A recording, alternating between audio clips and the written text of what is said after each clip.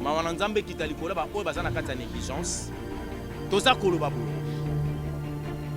Australie c'est une Armageddon déjà en action. Les gens s'imposent, Lucifer s'impose petit à petit avec nouveau ordre mondial na bango bazala qui déjà Bible parce que babandi ko effacer yango selon bango kozwa Bill Gates comme ça y Jésus Christ.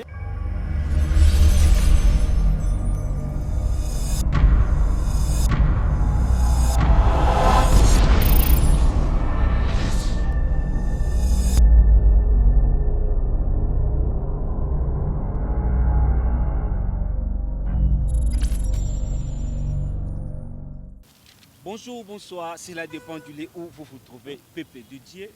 Merci beaucoup et surtout les soldats de Jésus-Christ, les disciples de Jésus-Christ. Nous avons des soldats et armée céleste. Les soldats de l'armée céleste, les disciples de Jésus-Christ de Nazareth, Tozoko bakana émission balobi réveil spirituel et zongi avec Fox réveil spirituel et zongi tozaki un peu absent via santé via makamosko nzambo ya lola a pesibiso grâce nzambo ya lola sali biso tozala balongi lelo tozwi kolongono na nzoto mingi bazaki lokola ngana yo bazaki ba mettre hôpital pour ngapela oti na mettre hôpital assurance ezaki teke na hôtel mabona ça peut devant bino c'est que mingi pe lolingi mongo na biso bazaki na ba mettre hôpital o nzambe nda permettre yango mundo sozolandanga o oza na mbete hôpital nzambe alola atia loboko na ye likolo na yo liboko na ye babeza mokuse bible loba loboko nzambe eza mokuse te pe komati pasi yo ozali loboko na ye eza molai en tout cas komba pasi yo ozali guérison instantanée puis guérison ya nzambe eza na mabota na bino bato nyonso babelisi bato nyonso baza na baproblème visitation ya nzambe ezala na mabota na biso nazanga mokote comme d'habitude réveil spirituel nazanga mokote nazana musala nzambe nga bengaka ye homme puissant muto nzamba utilisaka puissamment homme de Dieu évangéliste elonga nazana ye tozo continuer kaka ya ko beta masolo na bonzambe kaka ya ko luka ko enseigner peuple de Dieu parce que toza na temps de la fin soki toza myrte soki to se laisser faire diable pas au sakana biso or faut to saka toujours na présence ya nzambe o ya bomolo wana namoni mutu aza derrière la caméra yemoko réalisateur Thomas Fabien lelo yemoko asimbi caméra assistant na EP Jonathan Mukadi aza pembeni pe ka naninga musala ye pa lo otika te et puis yemoko ape réalisateur ya émission ai balobi nzamba pambola yo Thomas Fabien nzamba mona yo nzamba mona yo de plus en tout cas fongola biso bana nzambe ba comprendre mutu tout ça na plateau de na annonçaki tout ça ensemble na évangéliste longa homme de Dieu bonjour Papa na biso Jules Kimbeni ndeni ni santé ndeni ni ministère nzambe ça va santé ya etonga na nzambe ça va et puis santé na ngai lokola moko ya baumbu ya nzambe kimi ezali na ngolo ya nzambe kimi ezali comme coutume biso tozaba na nzambe avant to banda pour tous aller inspiré par Saint-Esprit prière et au sa biso bien Jova Shalom na pesio merci parce que pesi biso kimia na moment oyo to sangani lokola moto moko pona ko communiquer bon moi bisika oyo kufe kotaki Seigneur Jésus à travers ta parole loko eza maloba na yo c'est que natika la simple instrument intelligence bon moto elimo mais l'apparition ya molimo santunde ezala parce que soki ya lobi bon moi échangeaka po maloba na biso bato ezala kana efficacité ya changement ya eloko te na yango na renvoyer nyonso zali ko confesser kombo na yo te par le nom puissant de Jésus oya koyoka nkolo lilobe kende kozwa esika et abika yango à vivre yango lokola coutume na ye mobimba enfin que le rendez-vous céleste nkolo to manquer yango te dans le nom de Jésus-Christ esprit no se ko telema ba vol du pensée ya koyiba liloba na mettre yango mosika en fuite avec dégâts immédiats dans le nom de Jésus-Christ j'en suis prié amen amen na bino pela bandaku ka comme d'habitude ndenge to sala kayango évangéliste longa lelo tozo parler sur la repentance to comme attend de la fin déjà il faut qu'on martèle le plus sur la repentance pour bato ba olanda biso ona nous bazali ko bongwana na kaka na moi nemo kaka ya baje ba comprendre la repentance ces années motu na biso liboso eza toza na combien de sortes ya repentance il y a quoi il y a repentance. Merci pour la question. La repentance est amibale. ndenge akoyebisaka bandeko kosimbaka déjà biki na papier parce que nous avons deux sortes de repentance. Nous avons la repentance charnelle et puis la repentance spirituelle. La repentance charnelle, c'est quand les hommes limite pour changer soi-disant leur identité pour n'avoir intérêt proprement dit charnel. Nangi na expliqué yango mo moké na profondeur. Tango moto alanda ki yesu pona lipa tant musu awanga na ke kobo. Mais à cause ya lipa lobi te mikolo na s'abstenir d'abord na ekobo pona zwa libala. Mikolo na tika komela masanga po nzamba salela nga na zwa musala. Bayebi singa ke bitumba nanga eza lié na masanga. Yango moni soki na ke ko banda musala na suka na kati ya musala zalaka na kwiti balongoli nga musala. Du fona tika masanga po permettre nga na zwa musala. Alandi yesu to a se repentir na mabe moko boye juste un moment pour akoma quelque part na ba besoin ezali ko satisfaire bo moto na ye. Tandis que la repentance spirituelle, c'est quand l'homme reconnaît ses fautes, reconnaît sa mauvaise vie par laquelle il y a eu un bon moment. Aïe qu'on comprendre que Jésus-Christ de Nazareth a sali ngolu malgré tout ce qu'on appelle la mauvaise vie, a tikali ko kufate. Parce que ce qui la mort est surprenant qui est na vie wana, alinga qui déjà se retrouver en enfer. Aïe ko beta machine que lieu de tourment a raté rendez-vous yango pona mawana bolingo ya Jésus Christ. Et a sali ngolu ya ko interpeller ye. Que cette vie par laquelle ils ont mené Zamabe, cherchez d'abord le royaume de cieux. Tant qu'on dit Jésus pour le royaume de cieux, à comprendre qu'il doit être sauvé. Parce qu'en l'homme, en réalité, c'est l'esprit, ce n'est pas la chair. Quand en réalité, en l'homme, c'est l'esprit, donc l'homme doit privilégier d'abord le salut, ce qu'on appelle son esprit. Car cette enveloppe par laquelle nous avons possédé, l'objet peut disparaître. Mais notre esprit est causé quelque part. Na sa captivité, soit na sa tranquillité. Alors, la repentance spirituelle, c'est la repentance qu'on appelle de l'esprit. Quand l'homme choisit le chemin de la vie, il accepte Christ d'abord pour le salut. Voilà une personne qui repentit sérieusement. Et yoka ba effet na yango, ezali ko lakisa ke moto oyo abongwani spirituellement.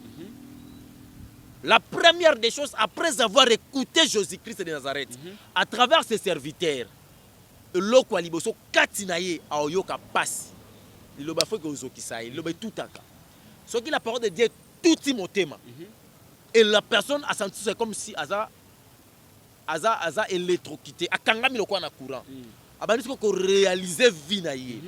A réaliser ba danger à courir, a réaliser ba liwa o yarata, a réaliser ba maladie o yarata na suka na yango mona mutakomolela. Aoyoka passe. Et comme même mutu na regret. Regret, c'est la deuxième étape, il y a acte de connaissance. Quand la personne reconnaît ses fautes, il doit regretter tout ce bêtise commise. Ouais. Après avoir regretté yango, et qu'on m'émaille la troisième dimension, et la dimension de confesser. Il doit confesser ses péchés avec la sincérité du cœur. Il doit avouer. Tant que la personne a avoué avec la sincérité du cœur, à qu'est-ce qu'on accomplir ce qu'on appelle des Chroniques chapitre 7 verset 14, conformément à la parole de l'Éternel. Si mon peuple sur qui détourne du mal, aïe a fukami a lélé a mikitisa sengi mawananzambe, Éternel Dieu juste fidèle pour nous limbisa. Donc déjà ils ont bénéficié d'un ngolu ya kozala masumune za la effacé. Après avoir confessé quatrième dimension, la repentance spirituelle et comme Mamoutou, d'abord c'est ce qu'on appelle avoir une meilleure décision de sa vie. En tout cas, c'est ce qu'on appelle la repentance spirituelle. Mais ce qu'on dit un chrétien, ne oso yamba Yesu comme Seigneur et Sauveur. Oso la soit disant la repentance. Mais le même péché oyo ki makezonga bendaka yo. Okoke zongi sur ermo bo kweinanu. Ermo bo telemi susu. Ermo ko kweinanu. Ermo ko temi susu. Non, oso la repentance spirituelle. Tu as fait la repentance charnelle. Yango moni le péché ti lo azo dominer sur yo. Or, la personne qui a commis, qui a fait la repentance spirituelle, a comme un pouvoir au molimo centre à dominer sur le péché par lequel c'est la point faible naïe. Mais c'est comme un point fort naïe. Net singanga zalaka maman ekobiste papa. Ekobiste ya naninga mabe. Les loso que na péché na ina loko ekobo ezate. Na nena zao ba ser bana problème.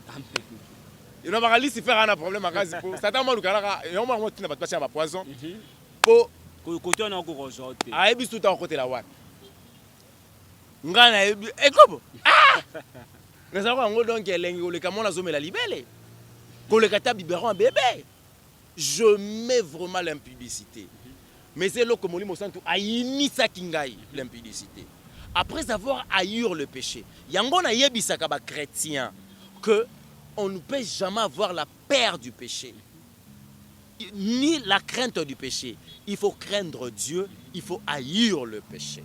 Ce qui te comme la capacité à haïr, tu peux c'est une bonne chose. Il ne faut pas avoir la crainte du péché. Oh, j'ai la crainte du péché. Non, non. Haïr le péché. Amen. Haïr. Craindre l'éternel Dieu. Je pense que par rapport à Motuna, la différence, il y a soit la différence, il y a sorte, il y a repentance. Je pense qu'il y a quand même temps pour expliquer en gros. Si peut-être vous n'êtes pas satisfait, la question c'est la réponse et c'est Molimo Santo. Peuple de Dieu. Je dis d'abord un grand merci à Nzambé parce que j'ai ma soeur Clarisse. Clarisse Ouetz que je salue aïe, aussi. Aïe, aïe, aïe, aïe. Présence naïe en tout cas et ça biso quand même bien. C'est qu'on a biso à moi aussi. Servante de l'Éternel. Adoratrice. Adoratrice de l'Éternel. Tous en aïe des shadows en tout cas Nzambé a kumisa makomona yo. Balobi la vie du couple Zozonga. La vie du couple en tout cas. Mon réalisateur Fabien Poi. Balobi la vie du couple est zonga.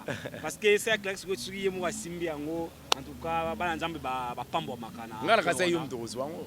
Ndena ko wango te, peleka ye. Nzamba yebi neni na partagaki, ngana simba réveil spirituel et simba la vie du couple. Mosala nzambe. Bato so la landa biso na senga bino na debi, boso ba kaina ba bik ezaka pona sentiment te. To pona ko s'amuser te. Ngapi na taka na kaina biki nanga. Tant mosala nzamba lo bakezamba ko ngana komaka.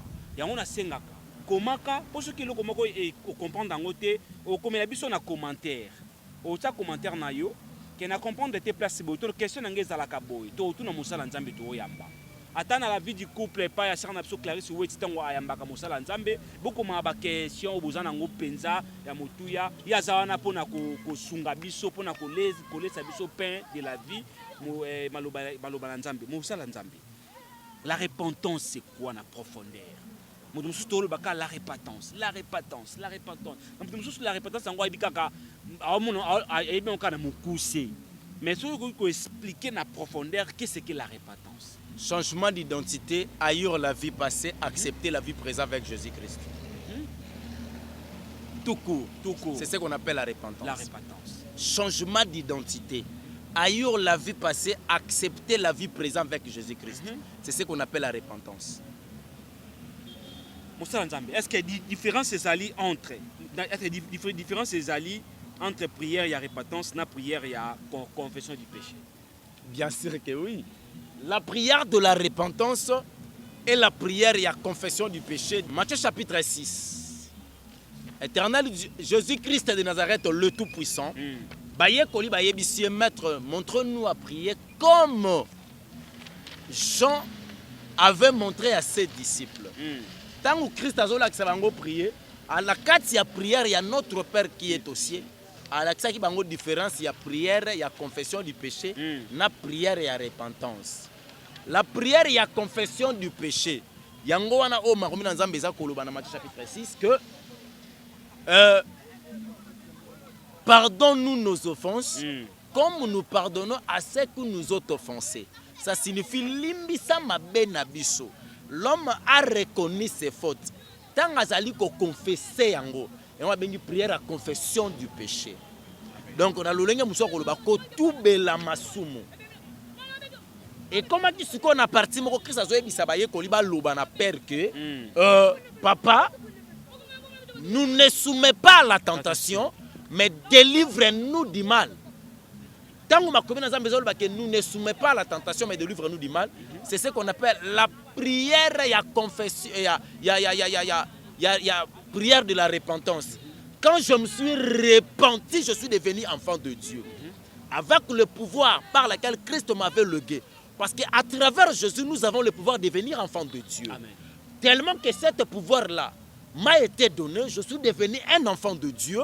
Voilà maintenant na oyebisa éternel Dieu lokola tata que tata ko soumettre ngai te liboso ya momekami kangolanga na miango ya satana o ba bengi ba tentation parce que je suis devenu chrétien nazana ko ampeso azana kati ya molangi batelanga na bima libanda molangi te po basoso badoda ngai. Donc on a préservé ce qu'on appelle mon intimité avec vous. On a préservé ce qu'on appelle la vie de la sanctification. On a préservé ce qu'on appelle mon salut. Parce que loko ba bengi lola le salut ba lengi la kayango. Voilà prière au photo salaka. Toko confesser ko ba ke limbisa biso ndenge to limbisa baninga mais kango la biso to pe longo la biso na kati ya komekama ya satana po nous sommes ya yo. Na kati ya komekama soki yo tiki biso to ko pe ko risquer to chiter. Amen. Voilà la différence tango et fanda na Matthieu chapitre 6 à partir du 3e à 9e verset. Moussala Nzambe. C'est quoi le combat spirituel? Le combat spirituel, merci pour la question. Merci. Nalinga le lingi koloba bitumba ya molimo. Alors bitumba ya molimo parce que en réalité à l'homme de la Bible c'est l'esprit.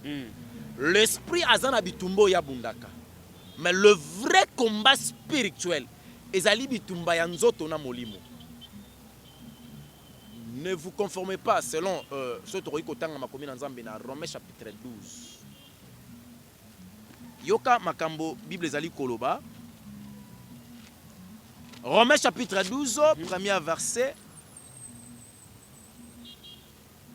Natangi à partir du 2e verset. Natangi na kombo na Yesu Christou. Amen. Ne vous conformez pas au siècle présent, mais soyez transformés par le renouvellement de l'intelligence, afin que vous discerniez ce qu'est la volonté de Dieu, ce qui est bon, agréable et parfait. Amen. Amen. Alors encore que sur le siècle présent, vous avez la même identité, vous se conformez. Au manque de conformité dans le siècle présent, nous allons expliquer la différence, il y a le combat spirituel. Le combat spirituel, ça signifie quoi?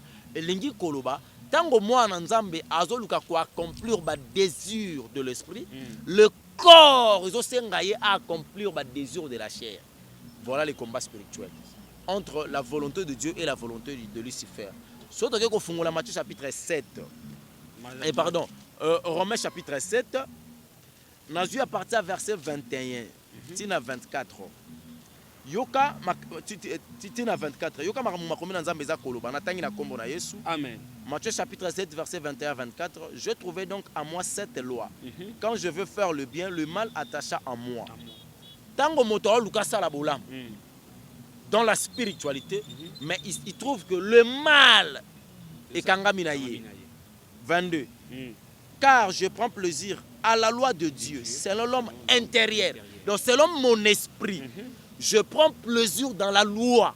Parce que quand il y a une loi, donc il y a un devoir. Quand la loi est là, il faut exécuter la loi. Donc il y a ce qu'on appelle la loi spirituelle, c'est la loi de Dieu. Dans la loi de Dieu, il faut exécuter. Alors quand je prends plaisir dans la loi de l'Éternel, de la loi de Dieu, selon l'homme intérieur, dans 23, mais je vois dans mes membres, dans l'ibanda une autre loi qui lutte contre la loi de mon entendement et qui me rend captif dans la loi du péché qui est dans mes membres. Donc, tant que asala makambo zali mobeko ya Nzambe solo bo motona ya kati molimo na ye bitumbe bandi le combat spirituel bandi le corps est comme ko boya yango corps est comme ko senga ye asala makambo yo nzoto ezolinga. Éternel dit aza ko interdit biso vers l'impudicité. Mais le corps est en apposé kobo. Le combat spirituel c'est ça. Le combat entre le loi. Entre le loi. Il y a une loi qui s'impose et puis il y a une autre loi aussi qui s'impose. Maintenant, la loi de Dieu, ce qu'on accomplit yango au longi bitumba ya molimo. Parce que dès que l'esprit a commis dirigé par le corps, c'est fini. Le lien de Yekoya, la malédiction s'est prononcée. Ozomona. Nde siko ba démon ba komi ko ya ko fonctionner na vie na yo ko travailler sur yo. Wana yo mi ko benga ngosko na ko mobunda sko le combat spirituel bitumano za molimo ba démon ba yete. Bitumano molimo yaki na ba démonter et yaki na mobeko. Alors ceux qui te respecter mobeko na Nzambe, le combat là, c'est le combat de la chair et l'esprit. Vrai combat spirituel, c'est le combat entre la volonté de Dieu et la volonté de Lucifer. faire le bien ou faire le mal. C'est ce qu'on appelle le vrai combat spirituel. L'esprit te demande de jeûner pendant une semaine, le corps te dit au kokonda.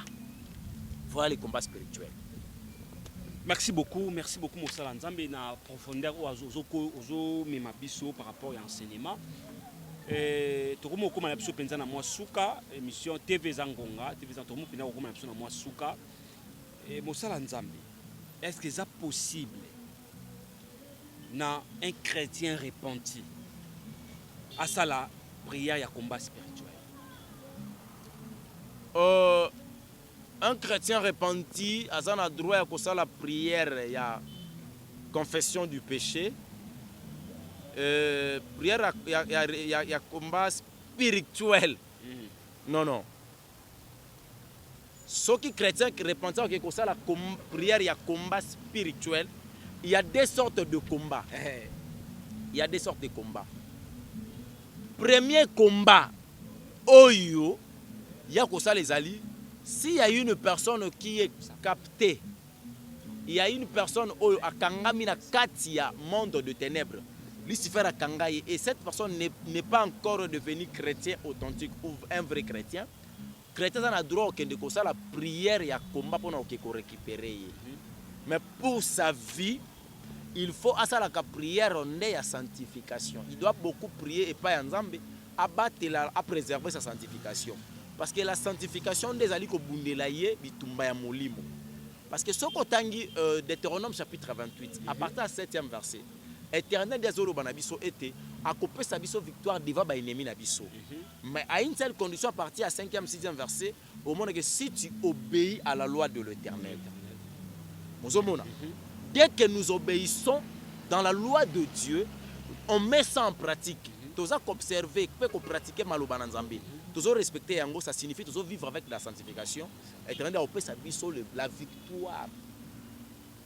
Mais lorsqu'on prière à combat spirituel, on a ya chasser ba démon, ko bengana ba démon. Démon aza est l'autre côté et devant un chrétien mature, un chrétien converti. Dans quel sens? Démon ba ko sangana ba yel les gens mobimba. Bible zolo bananga vous chasserez les démons à mon nom. Il s'agit de quel nom? Le nom puissant de Jésus-Christ de Nazareth. Donc ici finalement ba na pesa ka ordre avec le pouvoir qui m'a été donné. Na yebi si ba démon par le nom puissant de Jésus-Christ, quitter ses corps. Là, ce n'est pas un combat. Je ne me bats pas avec les démons. Non, c'est faux. Je dois me battre contre le péché. Pas avec les démons. Un démon, je donne seulement un ordre. La Bible dit a résisté devant le diable maintenant qui m'a impudicité. Pourquoi imaginer que l'impudicité a puissant que le Satan. L'impudicité est Lucifer na puissance. Mais il y a mon mutasala. Mais il y a des patrons. Mais Bible zolo bananga résister au diable. Fouiller l'impudicité. Ça signifie l'impudicité et bitumba ya molimo. Lucifer par le nom de Jésus olongo. Na tuni que question pourquoi Mosala Nzambe parce que lelo na ba église to sala constant. To zabe na ba église auto kenda ba inviter biso. Soki soki modérateur atindi si j'ai à quoi ya adoration. Parce que souvent vanda na on kiti bazo adorer Nzambe. Avane na kiti bazo adorer Nzambe misusu a nimba na ye. So ala muki Nzambe na komisiyo. Mais soki kaka batindi prière ya tobuka ba lien. Prière ya combat spirituel au monde chrétien parce que ça a qui a télémi a bunda na molimo pour ça ka balobaka et ata tous les gestes comptent na molimo. Nzambe bo excusez biso za ambiance ya émission au moins mtato beta makofi pour na ye a beta ba char de combat na tuni est-ce que moi mon simba ta mundu qui a joué déjà basa ko ta char de vraiment ezalaka nini Mosala Nzambe ezalaka nini na ère ya adoration Bible yebisa biso Dieu siège au milieu des adorations et des louanges mais comment est-ce que ba chrétien o baza pe repenti ba mibenga baza repenti ère adoration avant une ère de nimba mais ère ya combat spirituel a télémi avec force ezalaka nini? D'abord c'est ce qu'on appelle l'émotion. L'émotion dans l'œuvre de l'Éternel, l'émotion dans la présence de Dieu. Émotion, il y a des sous. Mais oui, il y a une émotion. Pourquoi? Parce que à comprendre que le moment le plus important à vie pour notre changement, c'est un moment bitumba. or bitumbo to bundezia molimo za nzoto te. Amen. Yo ce ko kanga likof obeta démon. O bandu beta démon lelo tilo ba yo capacité. C'est par le nom de Jésus, ba démon ba osala en fuite. Amen. Parce que muto pesa ordre na démon tika nzoto oyo, c'est une personne qui vit dans la sanctification, qui vit avec l'intimité avec Jésus. Christ est devant muto oyo le fou de oza ko fana na kata ya cimetière. Mutalibo mawana. Bible lobi ba démon ba zo ba toza légion. No mona légion pire. Toza légion. Le roi battait un mobimba ba démon to na kata nzoto o. Christ aloba ni a ni o. Acheka ba kenda bangolo. Christ abundate. Alo acheka abo longwa boya. Ici. Ta ba kota ngulu ba ketine bale. Bangolo ba ki ba kufa ba démon ba kufa te. Ba démon ba ko aussi kana mettre na bangolo se faire une fois seule fois na enfer. Donc de tout na ba démon ba kufa te ba kenda ka musika. Ba ke musika ba ke ko multiplier ba stratégie. Surtout ba mulu ka ba zonga ba kuti la sanctification, ba kuti le sang de Jésus, ba kuti la purification, ba kuti les anges, ba bi et alongwa. Amen. Et c'est lui. Et c'est lui. Amen. Parce que bateau ba y na émotion ndeni. Il vient avec la paix. Il y a ba prophétie ba pesa qui est. Que muta bundisa kayo yaya ezako kona bino. Moto azosala yo boye eza tata na yo ana alliance mobo asalaka tekaka yo tango ozala na deza bongo banda deza tata na wateka yo lelo 48 ans et 20 ango ezelo lezo protéger aussi pour se teka mala ça na protéger na raison nengi na rappeler ndeko ayoka ki bateka ye oui eza probable. La famille à travers le sang aux à la vendi. Bateka kamutu ndenge nini. Papa zuma makila ya famille ateki yango. Ke muno so bima na progéniture na nga na génération na lignée ya makila na ngai azala esclave ya Lucifer. Oteka mabongo. Parce que pour bima na esclavagisme, il faut comme na intimité na mutu akangola abato. C'est Jésus-Christ de Nazareth. Amen. Parce que tant yo ya na émotion ya père, vina ngesi mbate parce que na moni ke ba démon baleki. C'est la peur, tu vis avec l'émotion. Or quand tu t'approches de Dieu avec l'émotion, Bible zolo bananga il est impossible de lui être agréable. Car celui qui s'approche de Dieu doit d'abord croire que l'éternel Dieu existe et il est le rémunérateur de celui qui le cherche. Hébreux chapitre 11, verset 6. Et ça, c'est mots-clés essentiels. Mots-clés, il faut d'abord rendre à croire.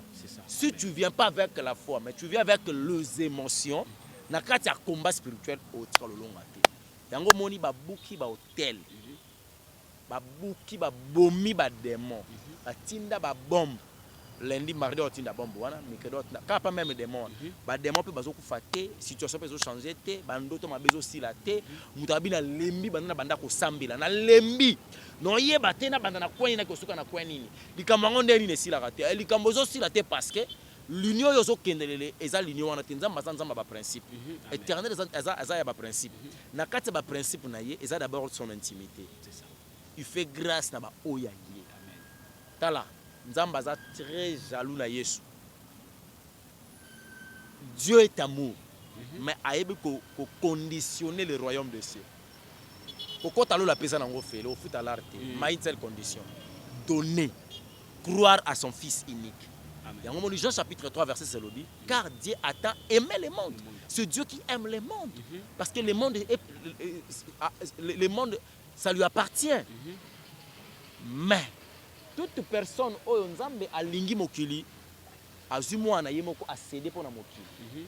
Mwana oyo acéder pona ye pona mokili aosenga bato mokili oyo akondimela ye nda kozwa bomoya seko soko ndimeli Yesu te bosana pour rater le royaume de cieux. Donc bato bayaka yo na beti likofi na beti beti ta aussi so beta résultat positif et kozala te. Voilà pourquoi la vie chrétienne il faudra d'abord que les gens puissent enlever ce qu'on appelle les émotions, appliquer plus sur la foi, parce que bazan a confiance à Mouto et bazan pour aborder qu'on appelle Jésus-Christ de Nazareth. Merci peuple de Dieu. To komi na biso penza na suka. Nangina tuna question moka ya mukuse et pas ya homme de Dieu. Évangéliste Elonga. To bana nzambe o bazolanda yo na ba oyo ba moni o mbala liboso. Bakota kota pe na ba église bamona nde ba église ekendaka EDJC tozo kasango nango na musika EDJC église de Dieu en Jésus-Christ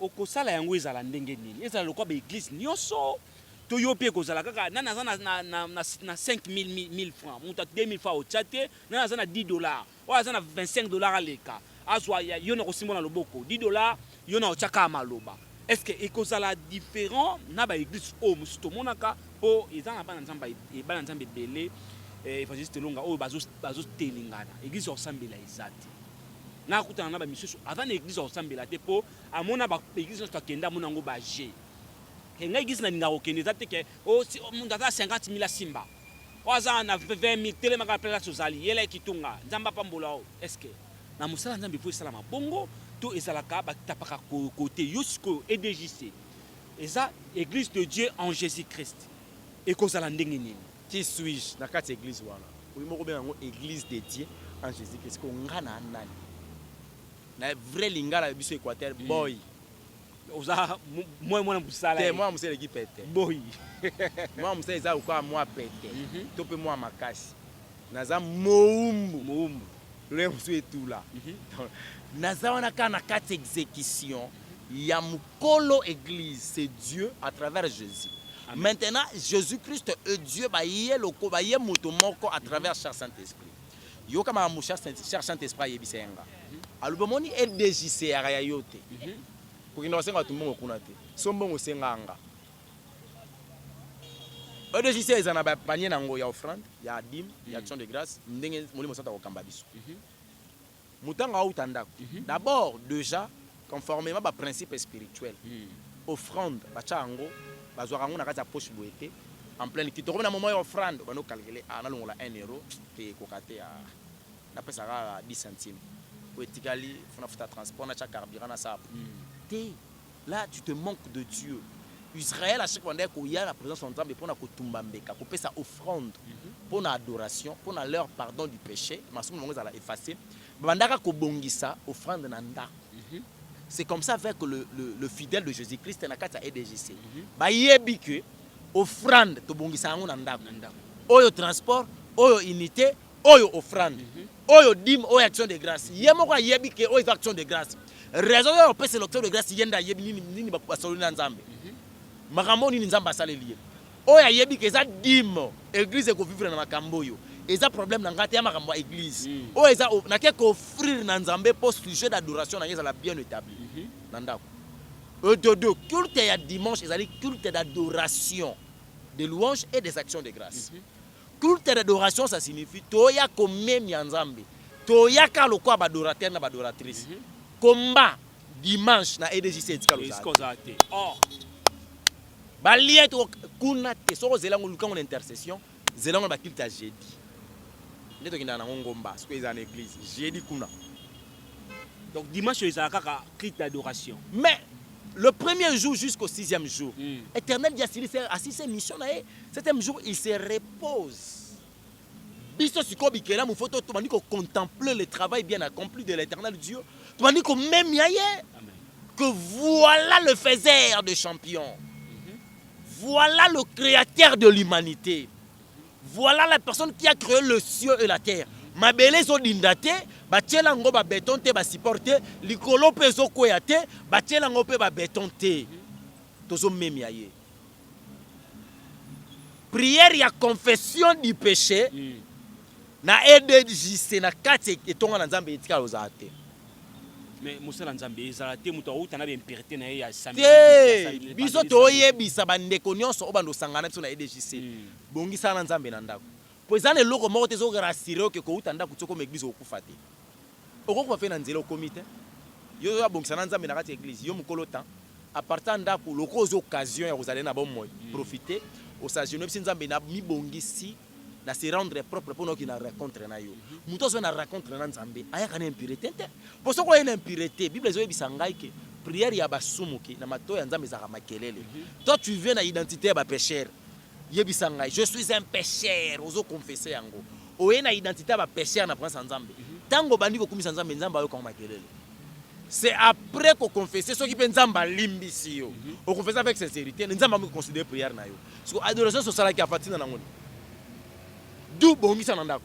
okomi propre et ko permettre te aux na ba raccourci inutile ou ba n'importe quoi na nzela oko précipito ya na rencontre et puis na EDJC culte à dimanche zo banda 9h juste oye 9h05 otemi libanda okota te papa okota eza problème te lamuka 4h pour ce que ezalaki président de la république ndabisaki otokuta na 9h juste ye moko akota na 9h04 après ye na 9h05 muto akota te otikaka libanda soki kutu muto oloba akufa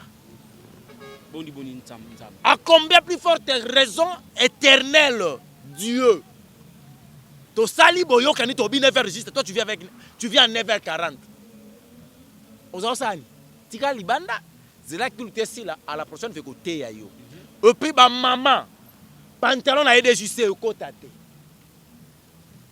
otie pantalon ekokota te foulard soki na mutu eza te baser balukeli yo soki eza te libanda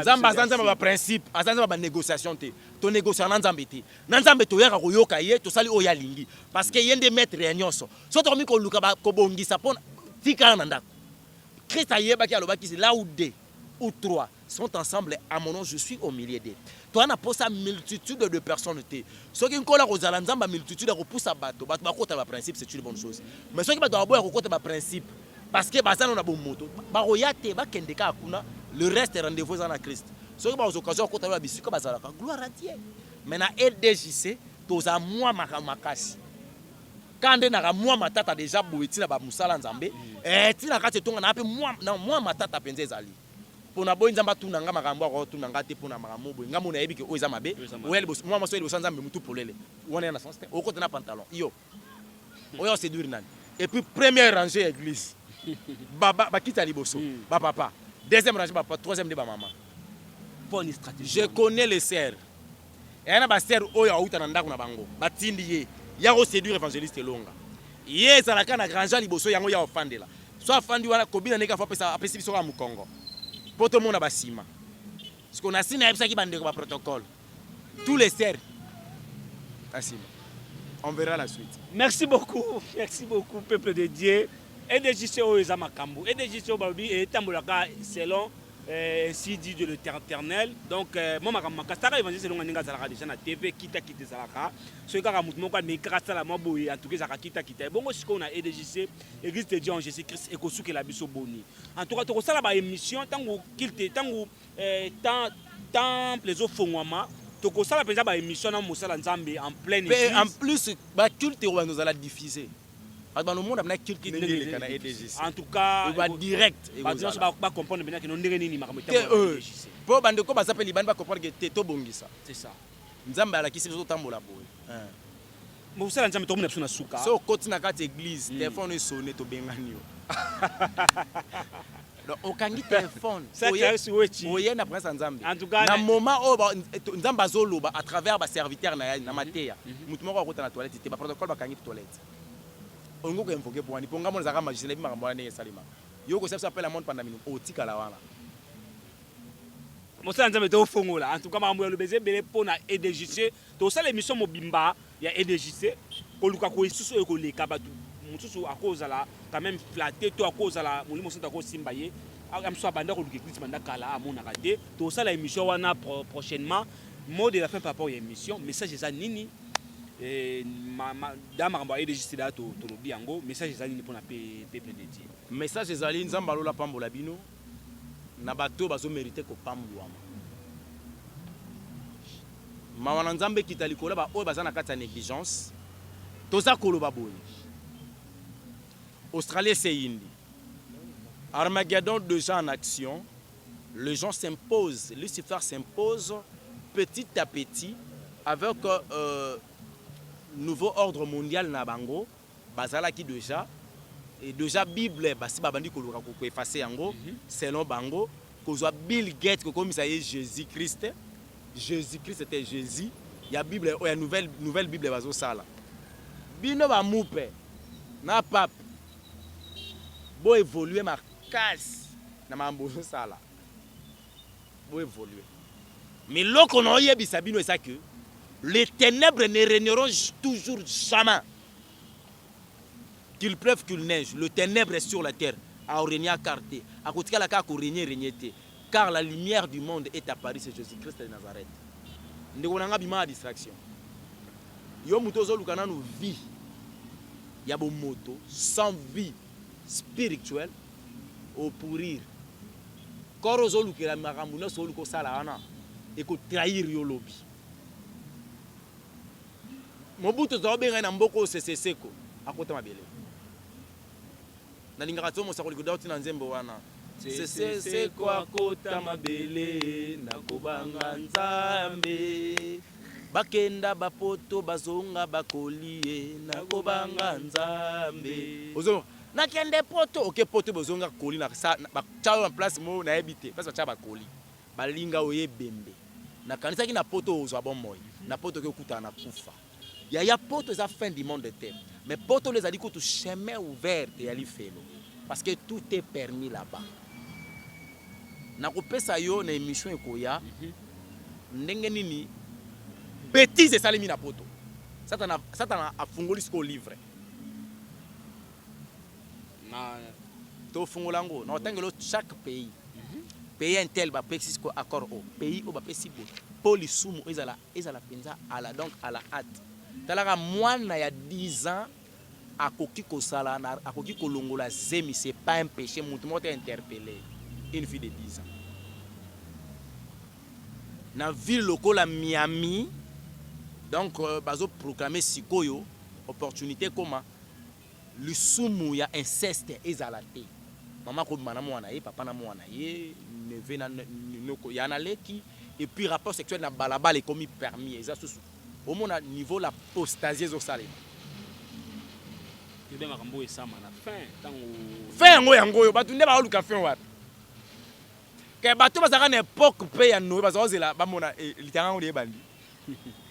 Et bandi ayaya tomela cha parasole matange bandi nzoke za mbulo yo ezoko boma bato mbulo yo bandi makase to kota sona pa to baina sona katanda basili sabi katika biarité bachola tala le jour la nuit approche no yebiso moli la nuit est avancée, la lumière vient bato ba comprendre.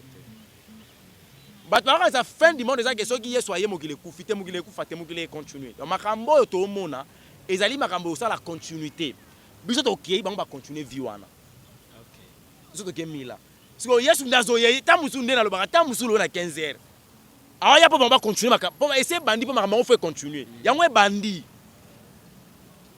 Eza makambo ko la zo épargner ba o ba mona ngo. Siko tango e koma en exécution. Ndebe siko nza malongo biso to kende. Donc pour mettre quelqu'un que non ndenge bandeli boye et comme na katika te biso futo kende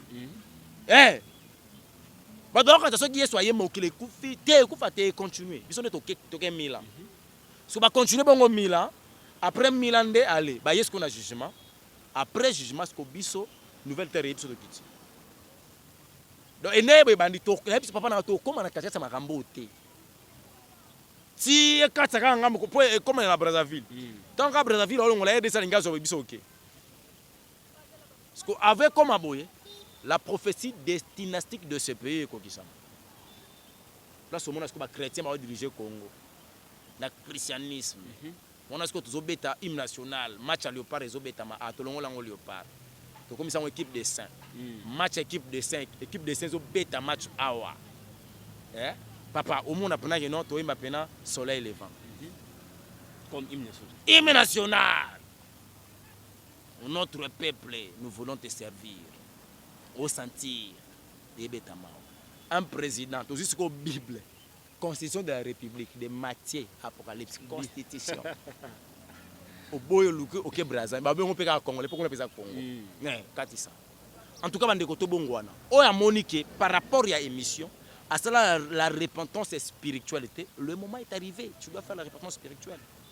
S'il y a des choses à confesser, au monde qu'il faut confesser, pas ensemble confesser. Ceux qui ensemble tout tu confesser pas ensemble ensemble. Toza ibele, benga basala ensemble au monde mosota ko tchaona au cœur, sola na ye. Et ça sera une bonne chose. Nzamba lola apambola libota na ye, apambola bande ko nyonso o bazala kana biso à tout moment. Quoi prendre le merci na libota nga na bengaka le soldat de Jésus-Christ et le disciple. nazolo baka lieutenant Béatrice nzamba mona yo lieutenant colonel Pazali maman Sophie lieutenant colonel Sophie bazo travailler nazo ebisa unité wana bataillon les mystiques tant nazo mona déjà adjudant chef maman Karino na fandi na bi mais makambo ezokende mabe ba soldat ya Yesu Christ to continuer ko œuvrer na œuvre de l'Éternel c'est important mokolo mokili nzambe nda permettre surtout za lawana les disciples de Jésus Christ nzamba lola mona bino na mbamba bwana ngo tala bat ba diembela Yesu baza nazo episode degré na mona ba disciples na Congo ba diembela Jésus ça m'arrange un mot so ka ta posa ko ya ko pengo zo o mona ngo pengo le la tempo to diembela déjà Jésus yepa kanga biso abibo kete et ça bien la jeunesse dans l'œuvre de l'Éternel. Et puis EDJC, ils ont mukolo tant bakil te banda. Tant autant la bande ko ba occasion za na chair.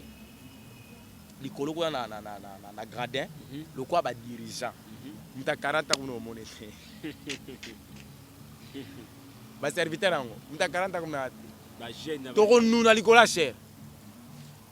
Ba 60 et betre na chair.